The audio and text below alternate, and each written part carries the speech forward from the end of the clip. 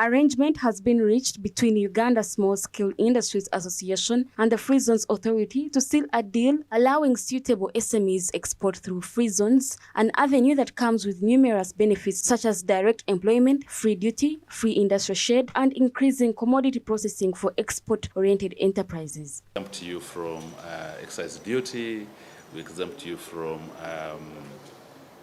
other forms of taxes, but most importantly, stamp duty is exempted, but most importantly, and I want you to mark this, all inputs into the production process, inputs that are not locally available in Uganda, will be imported and are imported into this country free of customs duties. Among the many important things in this partnership is the anticipation to align market availability, readiness to export, and sustainability. Certification, quality. Okay, what are those standards that the destination markets require? Are we working together to meet those standards? Of course, as government, we work with the Uganda National Bureau of Standards, and we assist the private sector to achieve their goals and objectives. But also there's the issue of packaging and branding. That's very critical. Packaging and branding. I always say, if Uganda is looking to export anything, one thing, it's that label made in Uganda.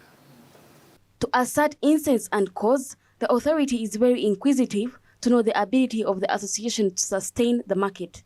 Our biggest interest as we start implementing this MOU will be in working with us to profile small and medium enterprises that have potential to supply to free zones that are existing. So we shall share a list of the various free zones that especially in the agro-processing area, to see how we can profile these SMEs, how much can they produce, how much can they supply, so that we go into formal contracts. In response, the small and medium enterprises express faith in their ability in terms of market access compared to a section of the bigger companies, as many of them even export to European markets. For example, we have some of our members who are into value addition, but almost 80% of what they produce is taken to the European market. Yeah, one of them I think is in leather processing, and they make a number of products from leather.